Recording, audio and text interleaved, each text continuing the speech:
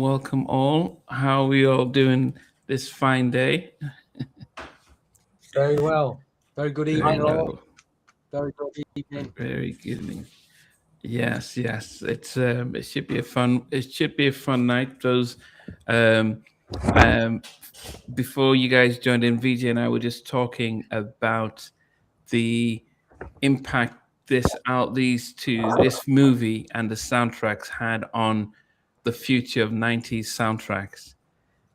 Even though and we Do the Right Thing came out a couple 6 months earlier, it didn't have as many big R&B acts on it. It had Teddy, it had Public Enemy doing "Fight the Power" and "Take Six," but I think House Parties, the first one, really showed other low budget filmmakers like, look, man, doesn't matter how cheesy your movie is. If you get a good soundtrack, it will draw people in and move songs playing through. So it'll be interesting just going through not just the songs, but talking about the album and its cultural impact on the rest of 1990s movie soundtracks.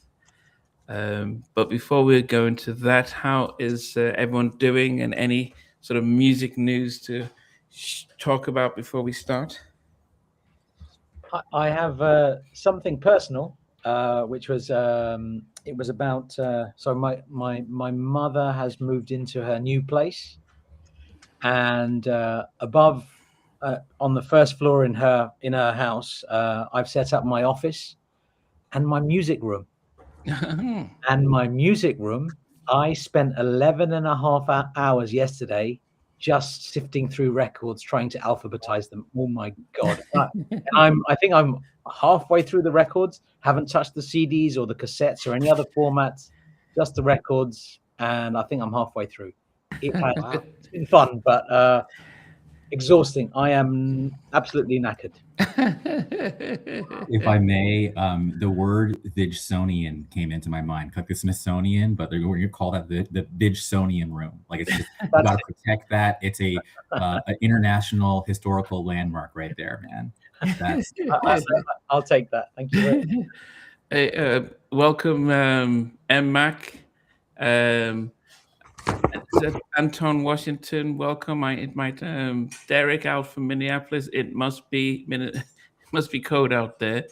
Dio, welcome. And who's that? Anthony Hall, welcome. And Robert, welcome to you as well. Stevie, how's it been? It's been good. We finally got some Toni Braxton vinyl reissues. All the first 3 albums have been reissued double vinyls, all put out into the stores and online. Incredibly expensive to buy if you try to get the original copies now. So yeah, that's been the main weekend music news. Is fill your boots with them albums if you haven't got them on vinyl. You can find them in every charity shop on CD. 50 pence a pound on CD. But if you want they are expensive though. You're paying the best part of £30 for them, but well worth it because they're all classics. Them first 3 albums, they're all excellent albums. Okay, Toron, welcome. Yes, Candlelights and You, definitely a nice addition to the album. How about you, Mr. Knight? Well, a couple of things. M. Max said I had to have his back on one of the ballads, and I'm wondering which one it is because. There's some bangers I think on both soundtracks. Toni Braxton connection. I'll be seeing Toni as well as Boyz II Men and New Edition this coming Friday. And the weirdest thing about this, though, and I swear to God, guys, you all know I am a gigantic New Edition fan, right? But I've seen them so many times. It's not so much that I'm excited to see them. It's more like I would regret not going more than going, which is such a weird place to be. And what? Like, you're kind of like, is too strong, but it's still like, I'm not like, oh my God, I can't wait to go. It's more like, we better not miss this, So that's happening this Friday, and I'm just ready to see history. And I am praying. I know it's like it's probably not going to happen, but I want to hear I'm coming home. If someone does it, even if Voice to Men does it, Sean Stockman, please have her back. Just do a cover. I don't care. I just need to hear that song live. Okay. Yeah. I think you might, though. You know that. I've got a feeling you might, because I think with this, it's a changed dynamic, very different dynamic. This is not going to be your regular New Edition show. You've got New Edition, Voice to Men, Toni Braxton. All on one stage. He's nicely segued the LP releases this week or recently into this conversation, and I think it'll be very different. And I think Toni Braxton mentioned something about being a fan of New Edition, so I'm sure Toni Braxton and Voice to Men are going to ask, get them to sing different material that they haven't sung. They're gonna, it's going to be great, man. It'll be different. It'll be great. Let's manifest this. I love it. Most definitely. Maximus, the producer, welcome. And I'm sure Anthony's pretty cold out in Canada. I don't think in Vegas they're going to have much of a snowstorm like the rest of the East Coast. Okay. No, we're fine. Okay. All right. The only music news that I thought about was that Teddy was about to launch his autobiography, Remember the Times. It'd be interesting to see. So he's going to go on a promotional tour on that.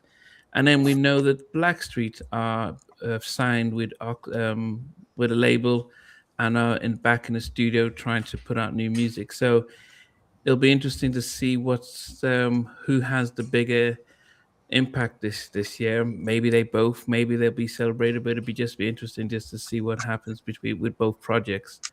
Teddy's actively pushing, going on tour with his sort of new lineup. I think he's holding back a little bit from Guy 2.0 and pushing the Teddy Riley experience, which I think actually gives a lot more variety to whatever does for today's show, because he's got the guy who sounds like Michael Jackson, and he's got I don't know if Rex and Effects are on there or they're just going to do their tracks, because there's been no mention in there. So it'll be interesting. And yes, Max says that Mary is going to have a brief residency. Would you be going for that, Andrew?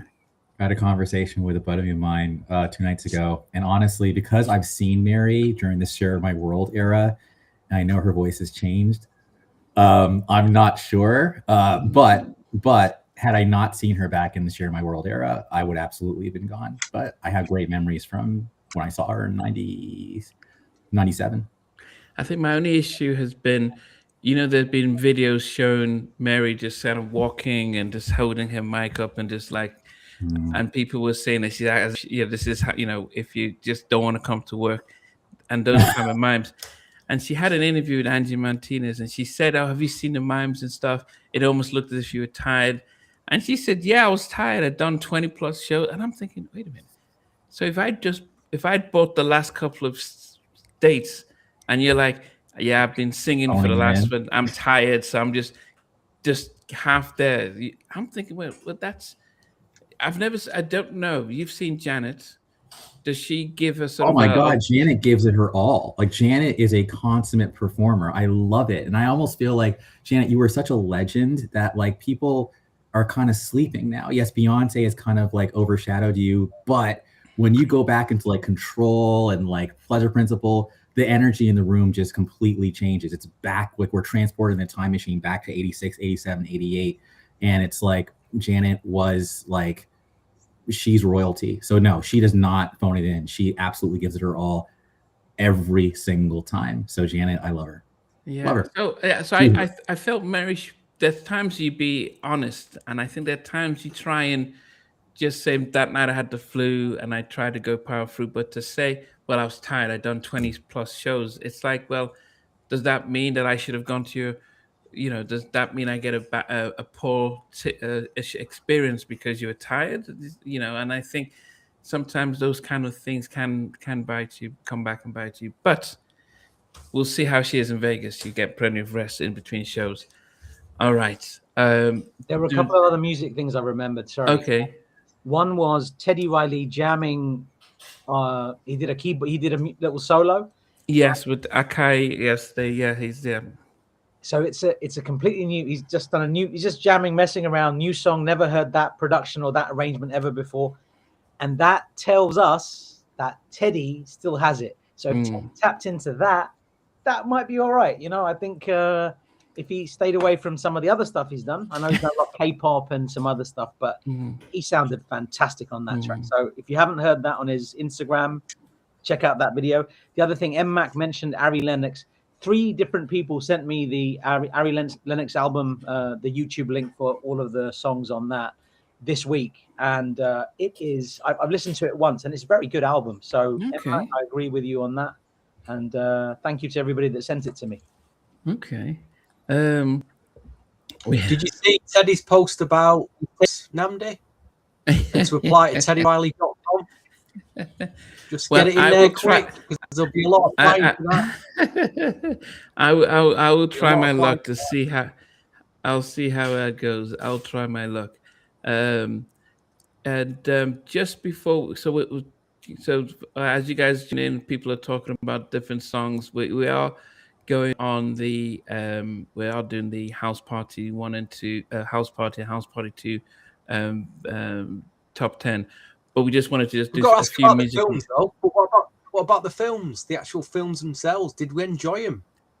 Yeah, no, I was going to say, just before we get there, I think just the final thing is that I interviewed Karen White yesterday, and she watched our stuff live, and she said that, you know, the way you guys, always was talking about the albums and the songs, it made her reflect, like, yeah, that why didn't I, you know, she listened to everything. So she was there throughout the whole thing, listened to everyone's point of view. She appreciated everyone. It made her think, like, man, I didn't think about it. And like, yeah, you guys were telling the truth about the whole, whether Benny was, you know, some of the songs she should have brought out. And she was like, and the one thing she did say was that at the time she had 2 options. Do I try and save my marriage, or do I try and push my career?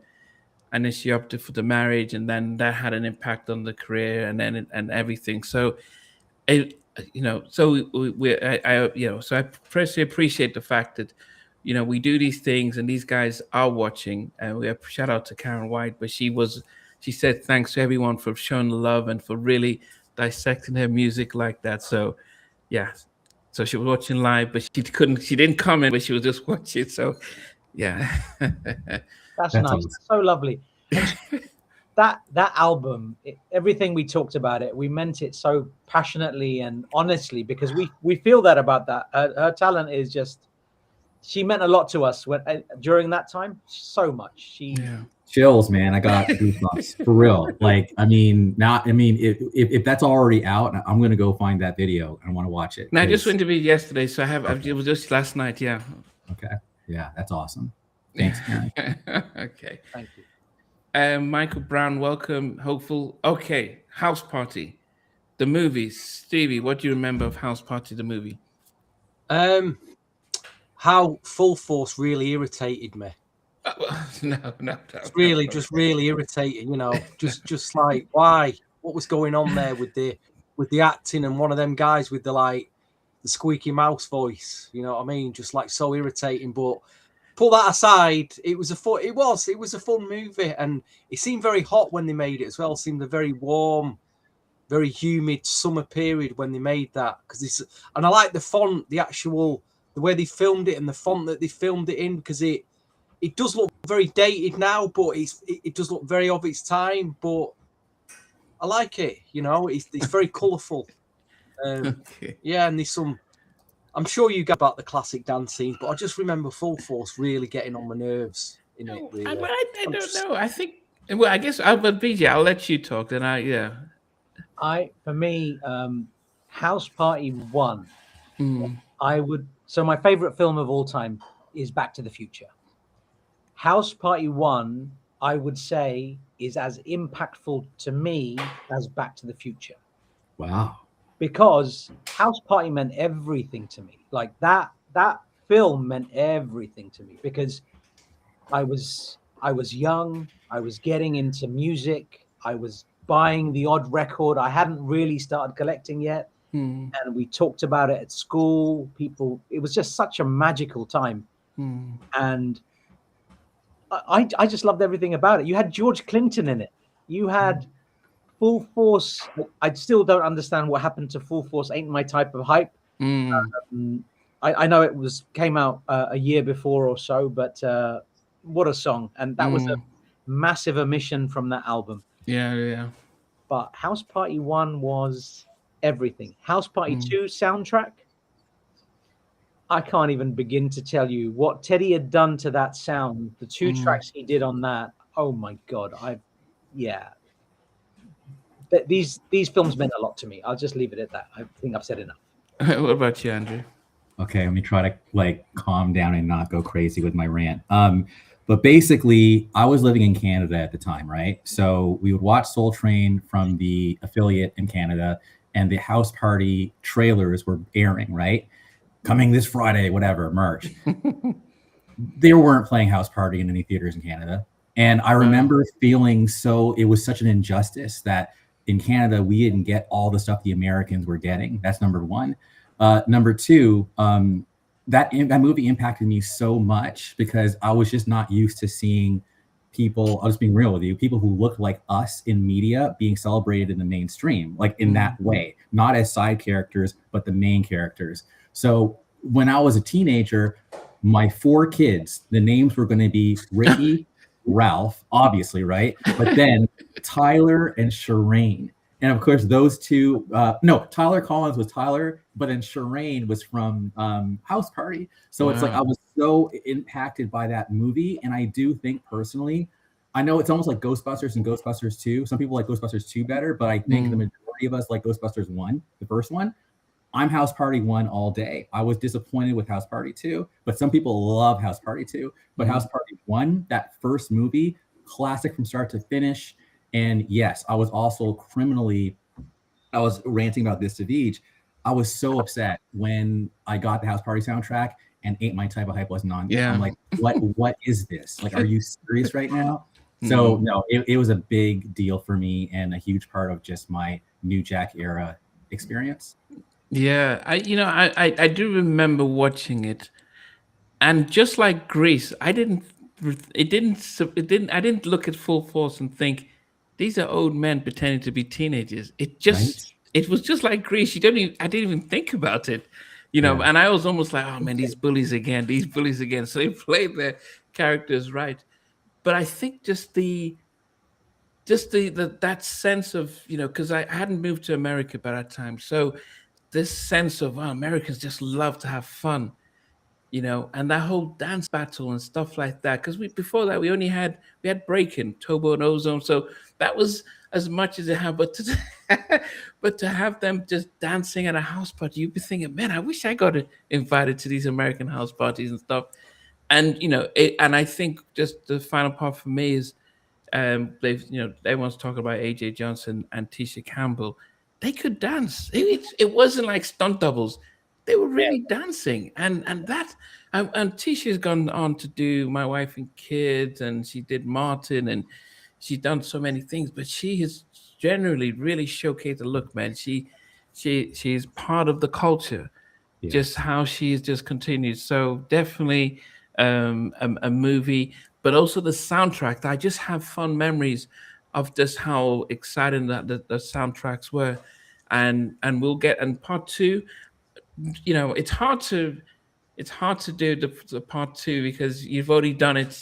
Pops died, wasn't the same, but it was still a fun movie. But I guess we'll get into which was the better soundtrack.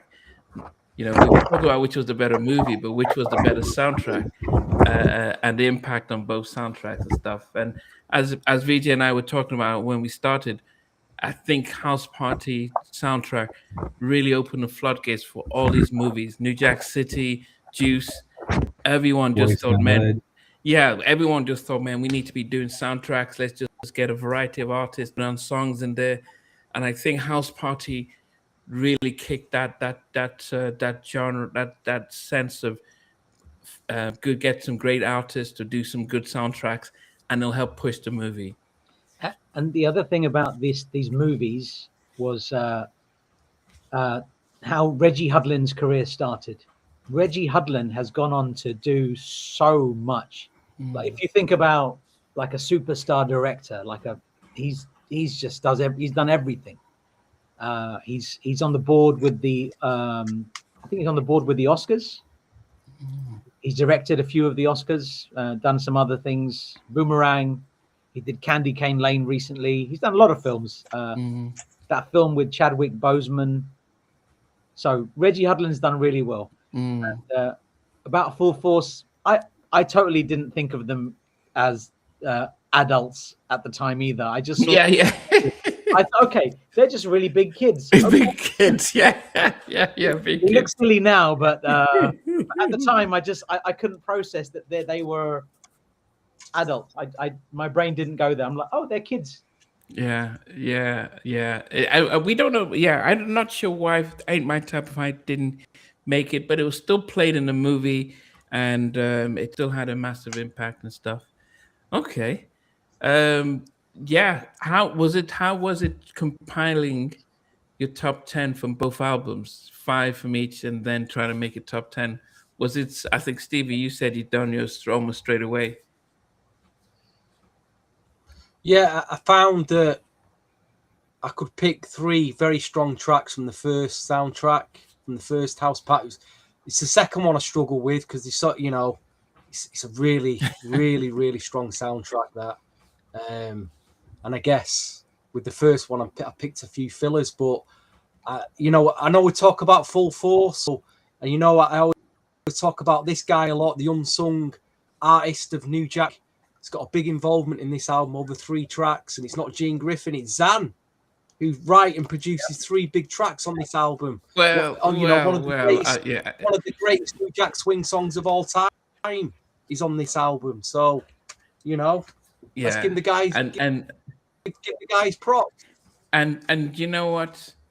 I have to almost say that there was one track on that album that made me believe fully that Teddy did those 3 tracks.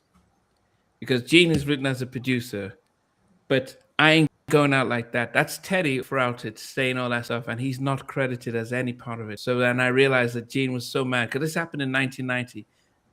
After Guy had left, so he just took Teddy's name out of all 3 tracks. So I'm 100% convinced that he did Why You Get Funky on Me. And they just took they took what he'd done and just put other people in just to spice it up. But Zan would probably wrote it, because Teddy doesn't write the lyrics as much. But I was like, God, this is Gene Griffin. Almost like a nemesis. He always pops up. But anyway, we can start. So guys, if this is your first time joining us, if you've listened to both albums, we're going to rank our top 10, 5 from both albums, and we start from 10 down to number 1. And when we get to number 2, we sort of summarize. At number 1, we summarize 10 to 1, and then reveal our number 1 song, and then we do some honorable mentions at the end. But coming in at number 10 for me is from, I still have it on my playlist, so I need to go in there. So coming in at number 10 for me is a track on the original soundtrack, and it was performed by the Force MDs, Jive Time Suckers. And yes, disappointing that it has, strangely enough, it says that it was produced by Gene Griffin, which is some crazy stuff. But but it has keyboards by Zan, and DeVoe was doing some of the associated producing and recording, and and it says executive producer, the Griffin Group. So Force MDs produced by Teddy Riley at number 1. At number 10, Jive Time Sucker from the first album. Fantastic choice. Fantastic choice. A group, Force MD group that really don't get the props, since the mid-80s, precursor to New Jack Swing, you could argue. I'm not saying they started New Jack Swing, but they were there, you know what I mean? Again, they don't get made some great records. I think that's a great record, though, Namdi, what you just mentioned there. Fantastic record. Okay, V. So for me, this happens. I say this every time. There's so many good songs amongst these two soundtracks, and I could change the order around and I'd be fine with it. But when I compiled this list, my number 10 has gone to Kid and Play, produced by Eric Quicksilver Johnson, keys by the insanely talented Stanley Brown, and Ain't Gonna Hurt Nobody. Clark Kent remix on this. You can't go wrong, son. This is a fantastic song, and I any of the songs could be in my top 10. Like, there's 13 songs that didn't make it, and they're all worthy of being in the top 10. But today, my top 10, Kid and Play, Ain't Gonna Hurt Nobody. Love it all day long, every day. I have to say something about that track. So the album version and the one that was in the video are slightly different. Like the album version didn't have any of the drops and things like that. So had the album version been like the single version, which is probably what's on your vinyl, it would have ranked higher, I'll say, in my brain. But because it was that version, I just skip it because like I'm used to the one in the video. So it's just kind of like so. And I think it was I think 1991 and 2 were the last years where you had like the album version and then the single version. By 92 and on, they figured it out. Let's just make the definitive version be on the album and the radio. But man, I love that song too. It was, I would almost consider it Kid and Play's kind of last hurrah as they're on the radio, in my opinion. But it was a great track. Okay, I'm surprised it's that low. Stevie, what about you? Just a comment on that Kid and Play track. It's the only cover version on the album. Actually, it's a cover version. That it is Brick with the original Brick, the funk group Brick. Obviously, they rapped on it. Brick didn't rap, but the music and the chorus is Brick. Oh, okay. I do like that Kid and Play. Do like it a lot. I like what, the instrumentation and what happens on the bridge. It's just fantastic. At number 10, I'll be honest, my number 10 and number 9 are fillers here. I was really struggling to put something at number 10 and number 9. But I eventually went with LL Cool J, To the Break of Dawn. Wow. Was that one of his disses?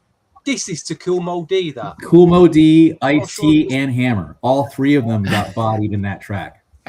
Incredible. Jim teacher ain't supposed to rap. Keep on. But I prefer Kuma D's response back. Marley Marl ain't gonna. I love when Kuma D hit him back on that. It's just that LA was consistent, but Kuma D fired heavily back on that. Def Pro and okay. But it's pretty tough track from LL Cool J. Very funky. Did what he does, LL Cool J. Did it come out as a single, that? I know it was on the Mama Said Knock You Out album as well, but I don't think it was a single. I think it was promo, wasn't it? It was like on the House Party promo samplers. It was on the sampler. But I know, Stevie, you've said your 9 and 10 are fillers. Dude, that song is incredible. To the Break of Dawn. You think so? I'm gutted. I'm gutted it's not in my top 10. I am gutted. I think it's quite underrated, isn't it? It's quite underrated. Fantastic song. Underrated. Fantastic. Great choice. But I think one of these days we do have to. It's hard though, because we do have to give a shout out to Marley Marl, because I think he gets upset that he gets missed out from the whole New Jack conversation, because he did, stuff he did with Heavy D and the Boys and stuff.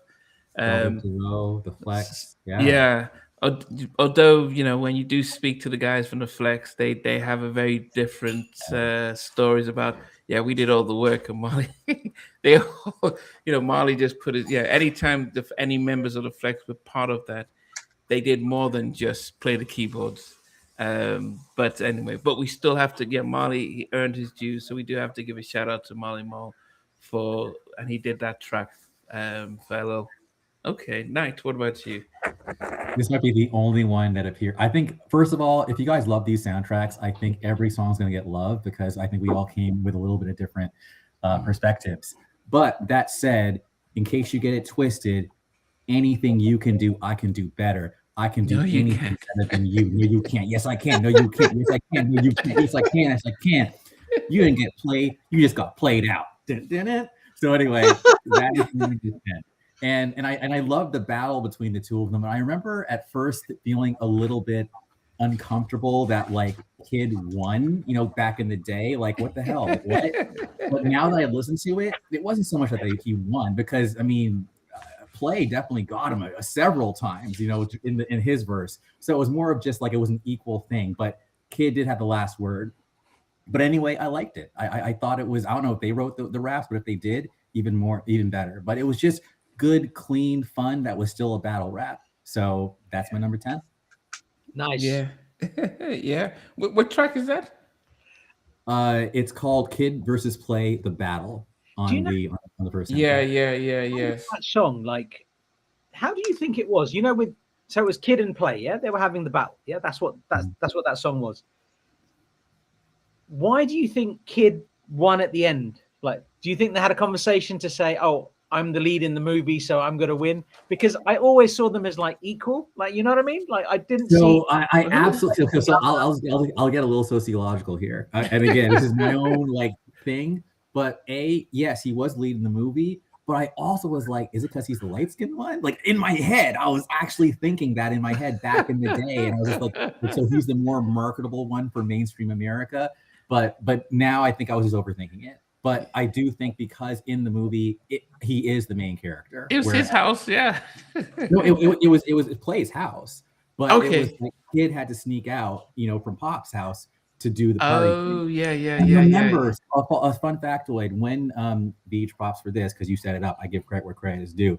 We did interview Reginald Hudlin for this movie, and he explained during that interview that it was indeed, as people probably know, Jazzy Jeff and the Fresh Prince. They were the original choices for this movie. So that's why you see Martin Lawrence as the DJ. So they had to kind of like adjust it and then have Martin Lawrence still be the DJ. And then Fresh Prince became Kid's character. So it was basically Martin Lawrence's character got split in two. So Jazz was Play and Martin Lawrence at the same time. But I think it was the Fresh Prince of Bel-Air that stopped them from being able to sign on. But anyway, that was my thinking as to why Kid won. Yeah, he got the high top fade was very marketable. It was very different and unique as well. And he just looked innocent. He looked Peter Parker-ish, you know. And Play was like, you know, yeah. So I guess okay. Let us get down to number 9. Let me get to my playlist here. Number 9 is another track produced by Teddy Riley, and it is from the original. It's from the original soundtrack, and I Ain't Going Out Like This, and by Zan, and we give a shout out to Zan. I know he watches, and I think when I listen to the track, it's very funky. The keyboards, it reminds me sometimes of what Teddy did in New Jack City when Guy did New Jack, the whole keyboards. And so it was like a jazz and hip hop kind of stuff. And then you have Teddy's I Ain't Going Out Like This throughout there. But I did wonder, like when we did the Albie Shaw soundtrack, whether by the time, if you listen to it again, whether Zan's light sort of vocals, if that doesn't, you know, it didn't carry on as much as say if Bob had sang the track or Aaron, a lot more sort of churchy type of brought that interpolation to the song. Would that song be a lot more of a classic, and would we still remember it the same way? Because that's the one part when I'm listening to it, I'm thinking, okay, yeah, but most of the 90s, the voices, the interpolations of these songs were much different, and those are the ones we remember a lot more. So that was the only thing I felt about that track, but it was definitely a vibe. So yeah, you make a good point there, Namdi. You do. You make a very good point. Yeah, definitely. It's a very, very, like you say, up tempo, quite hard hitting New Jack track. That though. right tucked away right at the end of the album as well. Yeah, I don't know. Yeah, maybe Gene was trying to get rid of Teddy's influence because but that was Teddy, right? I ain't going out like that. Fred, could you? Who do you think it was? Was that him? Yeah, it was. Well, it sounds like, Yeah. I'm sure that's Teddy's voice. That's Teddy's voice. VJ doesn't seem to agree. Throw it in there. I don't know. Listen to it again, VJ. Listen to it again. I ain't going out like that. That was said Froud. The interesting thing It's about Teddy's that, croaky voice. it may be. I mean, we've had this conversation over the years. Was Teddy Riley involved in these tracks? I don't know. Maybe. I don't know. I don't know. But the interesting thing about that Zan track is backing vocalist by Daryl Dezo Adams. Just come on, son. That's just everything. That's You know what I think? Your list. I think that was going to be on Zan's album, and they probably, and he was working with Teddy on that album, and I think they just put that track on the House Party soundtrack. So I think probably Teddy did have something to do with that track, because that's clearly his raspy vocal on it. What he's saying. I ain't going out like that. Like I say, this is why I want to get an interview with Zan. We need answers to these things. We need these answers. Yeah. Okay. VJ, what's next for you? Number 9. It was a 12-inch I came across yesterday when I was clearing my records. This one samples James Brown's Funky President, People It's Bad from 74. It's produced by Arts and Craft. It's performed by Arts and Craft. It's What a Feeling. What a song. Brilliant. Love it. And I'm glad it was a single. Oh, okay. Did they do a video? I don't remember seeing a video, but it did get pressed. Okay. You know, there's another group that we need to try and get their story as well, because they'd like a stop-start history, didn't they? You know, they appeared on this soundtrack. I think that came out as a single, and then we heard nothing for them. And then there was a single that turned out on Columbia, wasn't it? Was it 92? They put a single out, and then there was an album which was bootlegged, and you couldn't get it. It was that was it. Do you remember the album they put out that never officially came out, and then there was like this bootleg vinyl that sounded terrible. The pressing of it was shocking. It's a great album. I don't know what happened to that group and what happened to that album. It's like a long lost album, really. The executive producer for that was Kurt Woodley. Same executive producer. Oh, the Uptown guy. Okay. Mary and a ton of other people. Kurt Woodley. But So if you listen to that CD, the mastering of that CD, it's just like it was terrible. I don't know what was going on with it. Where were they signed to? Columbia. When this came out, this single came out on Motown, but when they did come out, they came out on Columbia.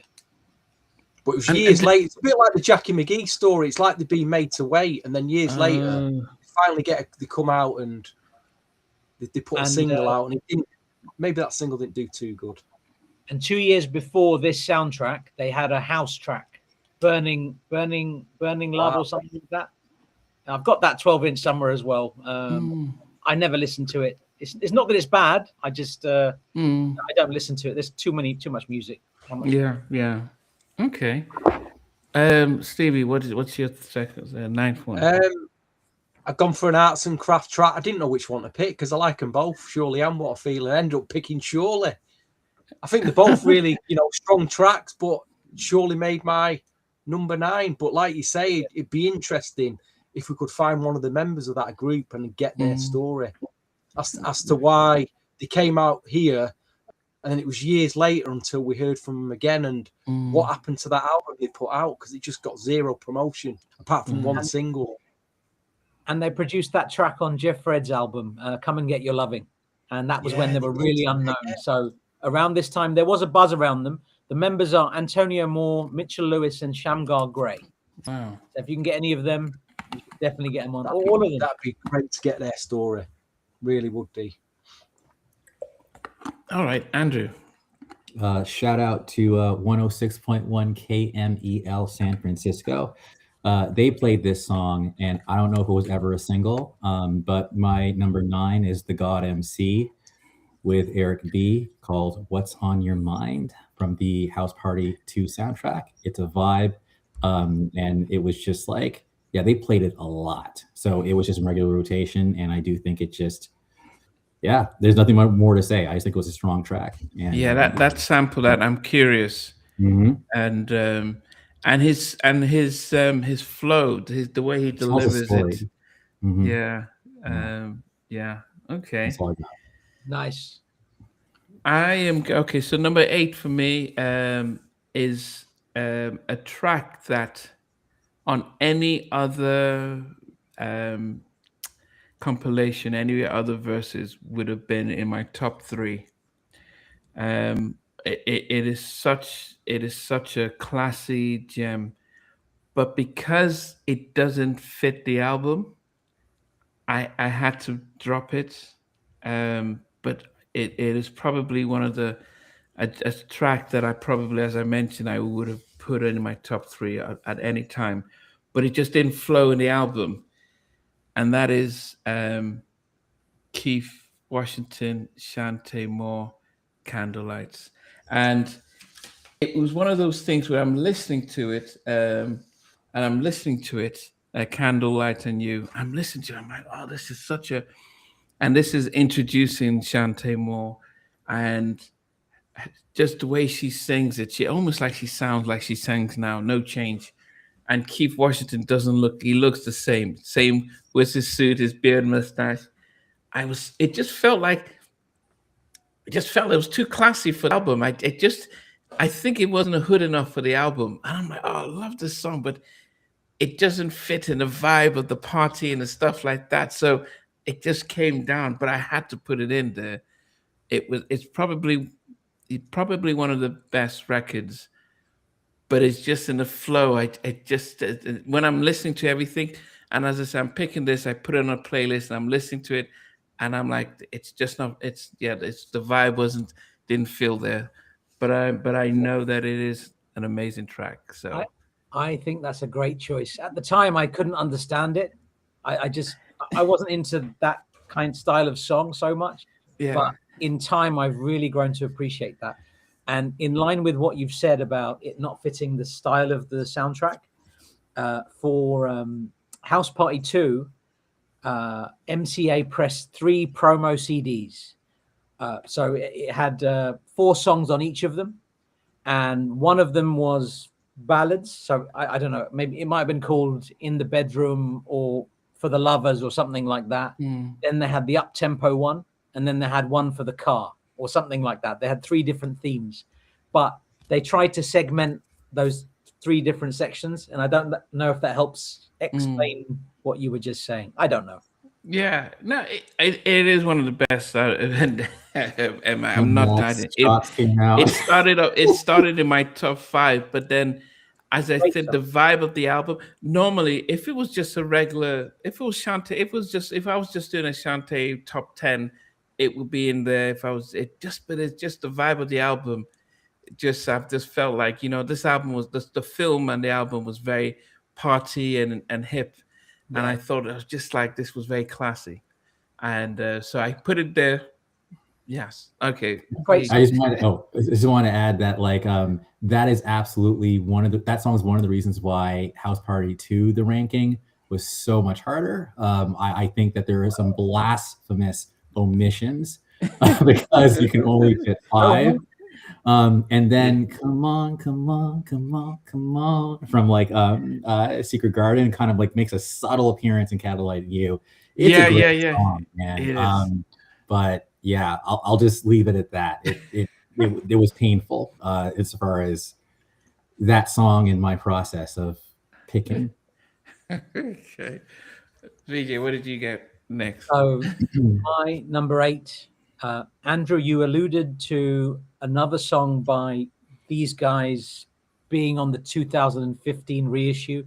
It wasn't on this album. This would have made my number 1, no doubt. Ain't My Type of Hype. This would be number 1 on my list. There's no doubt about it. This song was just too good. But same wasn't on the album, the original album. Wait, what did he say? Is it Check Your Something not the size of your pants. What is it? The very first line. What was the first Act line? your age, not the size of this, the dress you wear. Oh, like, yeah. Like that is. I mean, okay, let's just get it out there. I mean, at least B said it, I said it. It'd be number one, and it's not even close. Like if that song was on the original album, number one, easy. But anyway, so shout out to Bow-Legged Lou and everybody else in Full Force. That song should have been on the soundtrack in 1990. I'm just saying. Yeah. My song number 8 is the Full Force Family featuring Cheryl Pepsi Riley, Dr. Ice, E. Croft, Ex-Girlfriend, Lisa, Cult Jam, UTFO, House Party. What a song. I just think the energy that this song brings is just fantastic. There's a ton of songs I could have put in its place, but I just love the energy of this song. So the fact that you've got like one of the original clicks from that 80s, 90s R&B all on one record. Yeah. It was a moment. Yeah. Guys, I'm talking a lot. I got to co-sign that. I'm literally, again, I get chills easily, but like when it comes to music, I feel like that House Party song totally influenced the Mo Money All-Stars track that happened later when you had like Ralph and Johnny and Janet all and like say it again. Like the whole, it's the same thing. And it's like the House Party did it first. Man, it's all energy. So I agree with you, man. Yeah. Fantastic song. Thank you very much for creating it. That was my number 8. Act your age, not the size of those pants you wear. That's it. You know, when you ask a question like that on the spot, you can't come up with the answer. You've heard it like 100 times, but I was close enough. Yeah. It just is funny. Yeah. Go ahead, Stevie. I've just thought, actually, because we're all talking about the Full Force track that was left off the House Party soundtrack and would have probably all made our top 5s, maybe top 3, number 1. There was one other track as well. There's one more track that didn't make this album that's as big as that Full Force. We haven't mentioned it yet. Rated R? It's a massive track. Talk about Jamaica Boys, Shake It Up. How can you forget that? Yeah. Miller. That's a huge track. Yeah. That was lovely. It's as good as that Full Force track in terms of like dancing and as a go-go New Jack track. That was huge at the time. Massive track. Yeah, but again, I'd have left off video and everything. That'd have been my, LL Cool and Crafts wouldn't have made my top 10 with them 2 tracks in. They'd have been to Jamaica Boys at the time.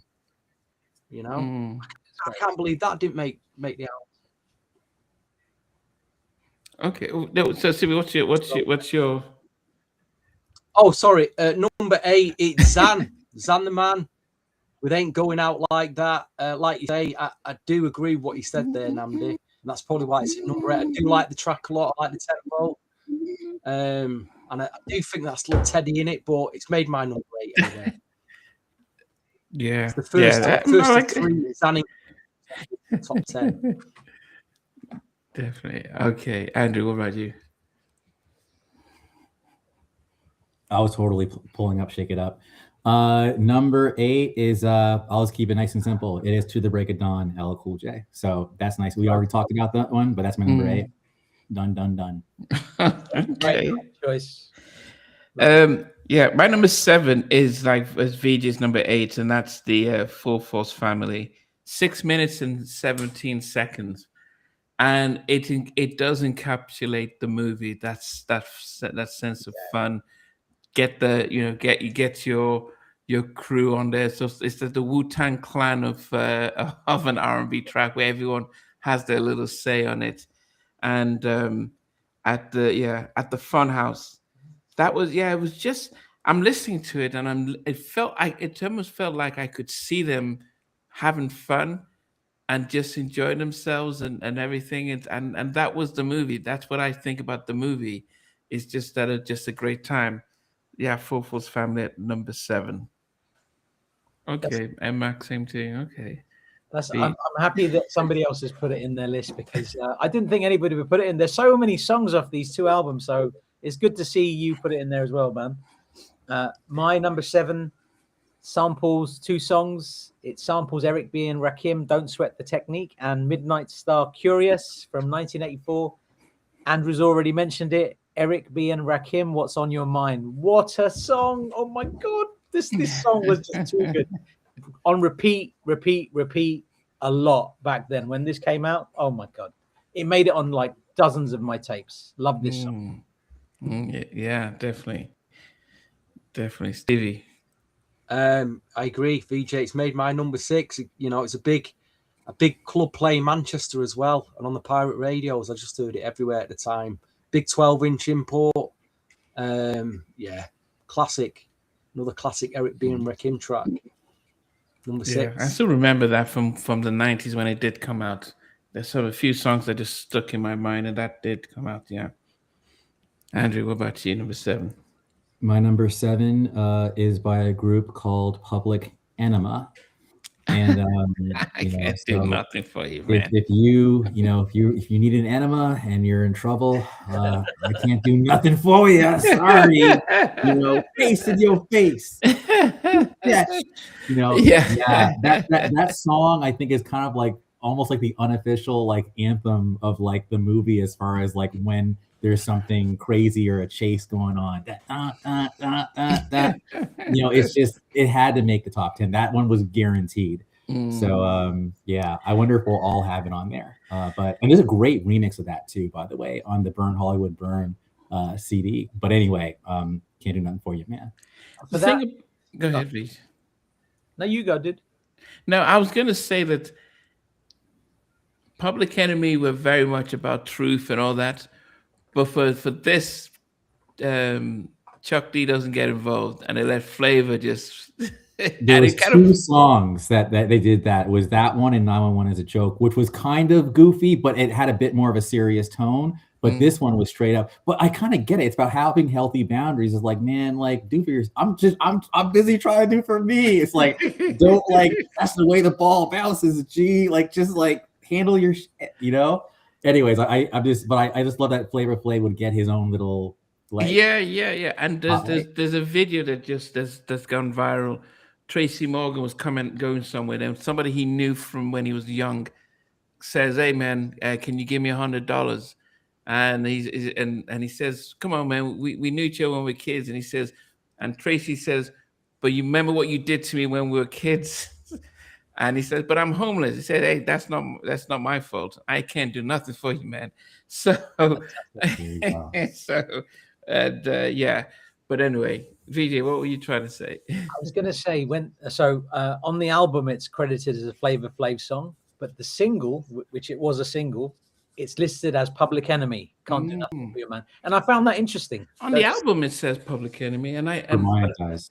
Yeah. Online, maybe the printed one has Flavor Flav. Printed one says Flavor Flav, but the single, the 12-inch single, and I think online it's probably Public Enemy as well. Yeah. But it is a Public Enemy song. I mean, it's produced by the Bomb Squad, Eric Vietnam Sadler and Hank Shockley, Keith Shockley. So, yeah, it's a Public Enemy song. Yeah. So in Discog, it is saying Flavor Flav, and I remember as a kid just remembering that it was a Flavor Flav track. So I guess it's it's easier because it doesn't sound like Public Enemy because they're very much like Fight the Power and all that. So it's who knows? But the production is that Bomb Squad production is just like they were just so innovative. Okay. Every time, man. Performer uncredited Public Enemy. So I don't know how they did those things. Teddy Riley featuring Guy. It could be one of those ones. Okay. Number 6, right? Yeah. Getting to number 6. Actually, my number 6 is 5, isn't it? No, 6. Oh no, I think you might have dropped your 6 by accident, Stevie. What was your number 7? You said 6 instead of 7, I think, possibly, Stevie. Oh, I've messed up then. Yeah, it's all good. Just give us your 7 next. It's all good. Okay. Yeah, no. Okay. Yeah. So my number 6 is a song that actually I think what made it hard for me is that they did a different version on their album. And so I'm listening to it. I still have the other version in mind and stuff. And And on my playlist, there were 5 songs that I think that I prefer more. And it's Rex and Effects, Ready or Not, and featuring Big Bob doing the chorus. But because on the Hard and Smooth they did a different version of it, and I think I can still hear that version. And so when I'm listening to this, it sounds a little bit different. So, but it still makes my top 6. But it was but it was just good to see. This is Teddy 91, so he's probably just doing the dangerous stuff. He was back on his feet. The sound was very different, and I'm trying to see who did the engineering on this, because you can see. So engineering was John Marie, John Marie and Teddy. So you could hear the drums, the snares, the production quite different a year after. So if he's listened to Why You Get Funky on Me and all those type of productions, it was GR production sound, and this was Teddy on his own sound, and you could just see the distinction in the tracks. So that's number 6 for me. Rex and Effect, Ready or Not. All right, Video, what about you? Fantastic. My number 6 is my second inclusion by this group, Arts and Crafts. Surely makes my number 6. What a song! I love this song. Fantastic. Keyboards by Shamgar Gray, incredible. Stevie's already mentioned a lot about Arts and Crafts. This is an unsung group, and I think very, very talented. And it's a shame they disappeared after just a fleeting moment, it seems like. But my number 6, Surely. Yeah, the thing is, I can't even remember the song. I mean, I listened to the album continuously, and I was like, I can't remember. It just escaped me. So it didn't have the impact that I thought it would. But anyway, okay. For me, I felt this is an interesting thing. So on the LP of House Party, the Zan track and that Ain't Going Out Like That and Arts and Crafts Surely were not included. It was only on the CD. Okay. So I didn't know about those tracks on an official copy until a couple of years later. So I felt like I missed a trick at the time, because I would have listened to them to death if I'd known in 1990, 91. Okay. Stevie, so you did just 6. So what's number 7? What was going to be your 7? It would have been Kid and Play Ain't Gonna Hurt Nobody. The one that VJ picked at number. Was you picking at number 10? Number 10, yeah. Yeah, fantastic. Yeah.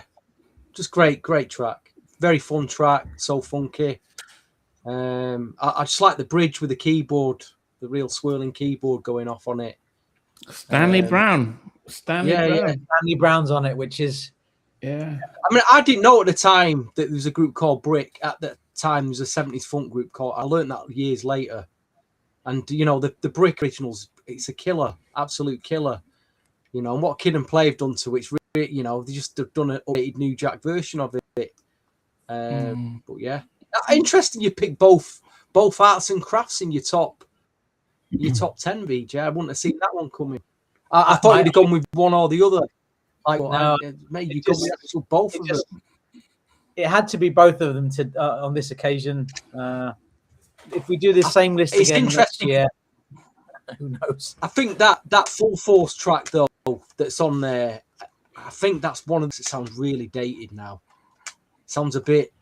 I enjoyed it at the time. Just really sounding a bit ropey now. Just my opinion. But the impact at that moment in time, like sometimes it's about how sometimes you feel at that moment. That moment, House Party, that song was everything. You like Full Force. They should have left that track off and put Ain't My Type of Hype on. That's the one they should have put on. What do I know? Okay.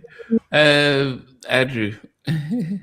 I have a lot to say about this next track, but before I say it, I'm just going to say, yo, baby, yo, baby, yo, yo, baby, yo. Never let you go. I never, ever want to let you go.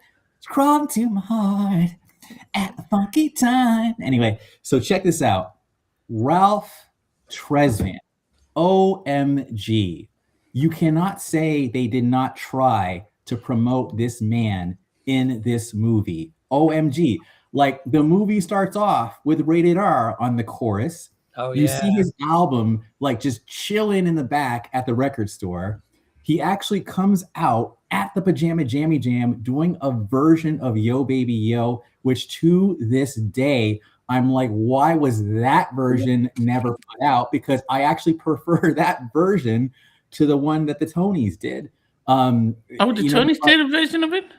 Well, I think it's the wow, like that one is the Tonys. It's Raphael Wiggins and them. Yeah. So that so yeah. So like but anyway, yo baby, yo, like I never ever want to let you go. Like it's just I just remember hearing that song in the fall of '91 and going, yeah, come on, Ralph, you know. And it's just like, I don't know what happened. Like they really put the muscle. It was almost like it was the most blatant version of artist placement versus product placement I've ever seen in a movie. So I don't know, man. I don't know what happened, but maybe you should have come out with that other version and put that in the radio. Maybe that's what it was. But anyway, I've given a lot of love to that song. I wanted to just give it a lot of airtime. Yo Baby Yo, Ralph Tresvant at number 6. I would have thought it would be in your top 2. I've been your number 1. Yeah, I'm thinking it was kind of wow. That's a shock to me. Wow, good. And it's interesting about that song as well that you've got Ralph Tresvant, and I the thing that interests me most is the different types of collaborations we've got over the years. Ralph Tresvant, produced by Raphael Sadiq, Raphael Wiggins, Timothy Christian Riley of Toni. So the fact that you're combining New Edition and Toni, and then on top of that, you've got additional music and production by Louis Silas Jr.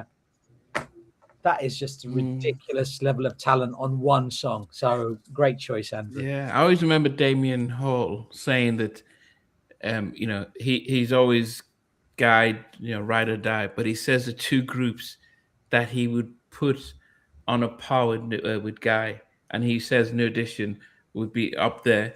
And then he says the Tonys. I don't think of the Tonys. And he said, look, if you'd seen them back when they're on tour, how they, so he rates the Tonys. So to have those 2 in there and stuff. But I'm surprised that track did not go in high for you. But having said that, M-Max said something very interesting there. It's as if he's psychic. It's as if he knows Andrew really, really, really well. Look what he said. He said, there's still a BBD track floating around. Yeah, but well, that's unfair. That was actually on their albums. It's almost like, yeah, you want to borrow it. I'm like, okay. Number 5 for me is a song that's very sentimental, and I felt was, when I listen to it, it just always takes me back to the movie. It is the sort of the heart and soul of the movie, and it's Kid and Play. Ain't Gonna Hurt Nobody. The rap was so easy to follow. That's the one thing I liked about how Kid and Play rapped. It was because for those of us, like for me, I can't really hear the lyrics, so that's why I loved Heavy D, because I could almost understand what he was saying, and it felt like, okay, he was talking to, I could be part of that. And Kid and Play were at the level that I could appreciate and understand, and I listened to that and the chorus and actually, now as I'm saying it, this was the blueprint for Here Are the Men in Black. Will Smith took the vibe from this Ain't Gonna Hurt Nobody, little female singing. It just, when I listen to it, I'm thinking, this is like the Men in Black type of talking, and having Coco singing in the background. But if you listen to Ain't Gonna Hurt Nobody again and listen to the chorus and the girl singing at the back, it might, if you can just squint your eyes and think, okay, here are the Men in Black. But it was that type of vibe that they brought. It's just that Will's had a bigger album, a biggest movie, but it was that talking type of stuff that Will took from for me, Men in Black. But yeah, Ain't Gonna Hurt Nobody. Nice. Yes. Number 5 for me is there's a sax and soloist by Maceo Parker, This is remixed by Louis Silas Jr. It's produced by Toni. It samples, you know, the bit where it says, "I don't know what you come to do, and I came to stomp my feet." That is sampled from the Biblical Gospel Singers, a song from 1967 called "I Come to Praise Him." And I didn't know that until earlier today, and I found that fascinating. The Biblical Gospel Singers. If you're interested, Toni, House Party 2. I don't know what you come to do. That's my number 5. What a song. Yes. Produced, arranged, and performed by Toni. Yeah, so they did all they wanted to say, they did everything. But written by Raphael and Dwayne. Okay. Yeah. Okay. Stevie, what's number 5? I've selected my 4th choice from the first House Party. And I think it was 2015, Universal reissued both House Party and Do the Right Thing on CD. I think the Do the Right Thing had bonus. They remastered the CDs with bonus tracks. I just thought I'd show you this. This is the inside of the CD, which is very different from the Motown. They've done that, which wasn't on the original Motown CD issued in 1990. I'm not sure that picture was in it either. Let me get the other. I was like showing the inners as well. So you got the inners like that. I can't. Probably did. But yeah, it's just nice. There wasn't any bonus tracks issued on it. It does say that contains anything you can do, I can do better. Which track was that? Kid versus Play Battle. Was that on the original album? Yeah. Yes. Yeah. So it's the same. It's the same. It's the Do the Right Thing reissue that's got both. It had the bonus guy. It had the guy remixes on the Public Enemy. Yeah, that's Do the Right Thing is that's the one. Yeah. Anyway, number 5 was I think this group. I mentioned them earlier. I think during the New Jack Swing era, they did put an album out, and I just think they got completely overlooked, which is a real shame because they had a single out called "Are You Really Real," produced by Full Force, which was an absolute banging swing track. You know, go listen to that again. That sounds incredible now. The album had production from Timmy Gatlin on it, vastly overlooked album, but I've gone with the 4/7Ds, and I think this is a really strong track, produced by Gene Griffin. Blasphemy. It's such a funky little swing track with the piano groove. And then jive time, sucker. And then there's a breakdown near the end, and they just let the instrumentation play for about 30 seconds, and it's so good, the drums and that. And then the ad-libs come back in to take the track out, but it's a wonderful swing track. Highly underrated swing track, that. Number 5 for me, easily.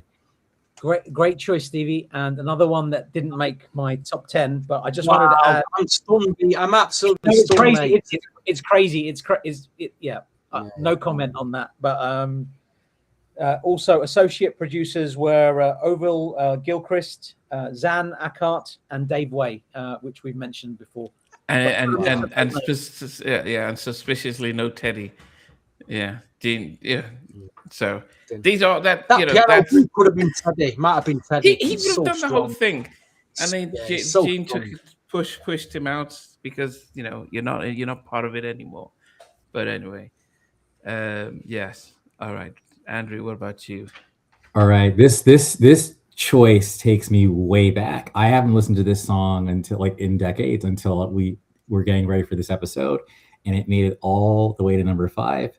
So another part about House Party was for me, rayon shirts that were untucked. You had the slacks, you had the dress shoes with a little metal thing in the front.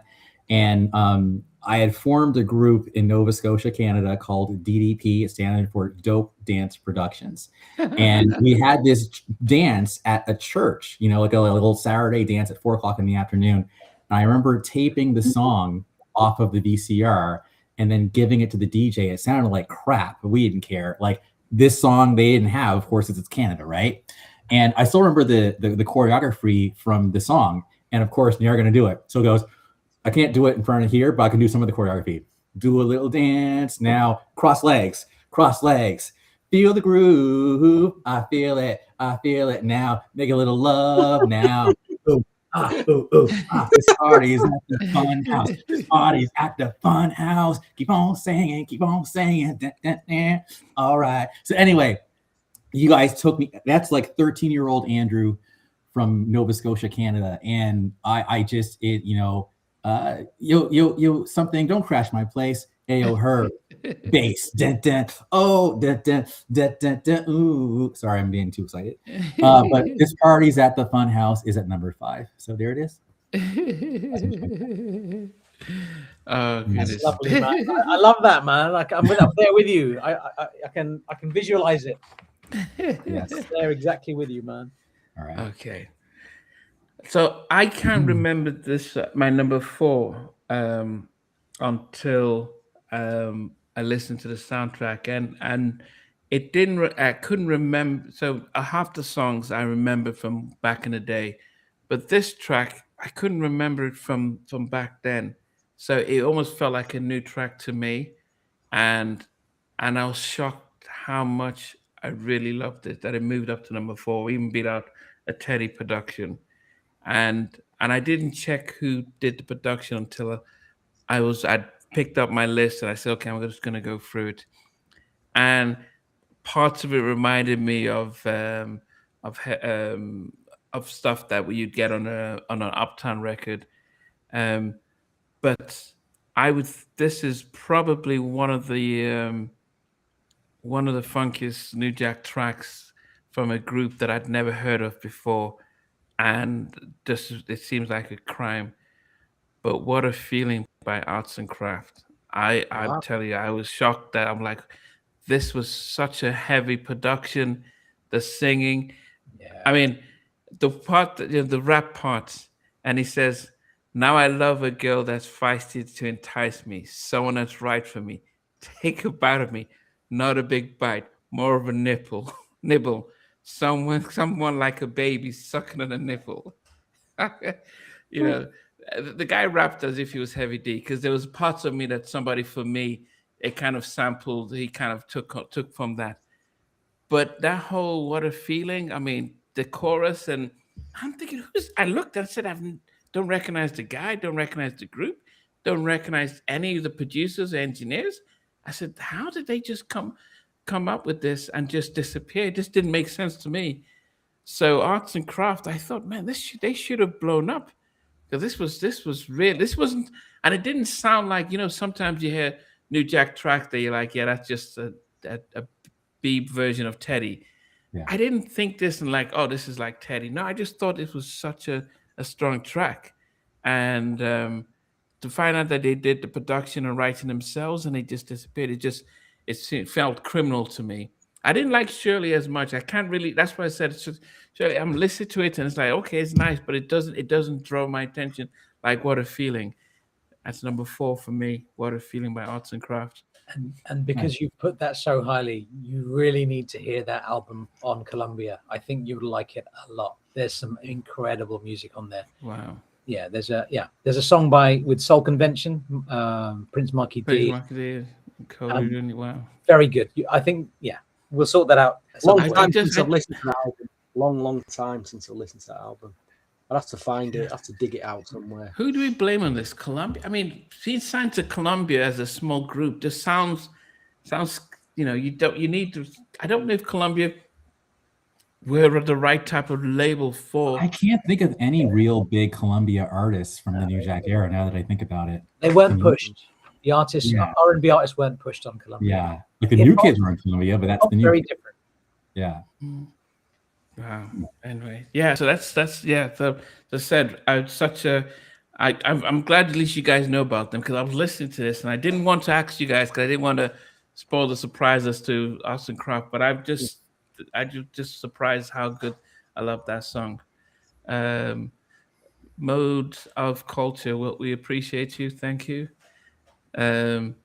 Yes. Let me just see. Put it up there. It's always nice to get these kinds of compliments in here. By the way, I'm loving the vibe of the panel. All right. Okay. So, Vish, what's next for you? Number 4, if you know the Mantronic song "King of the Beats" from 1988, this samples that song heavily. It's in your face. Yeah, it's just in your face.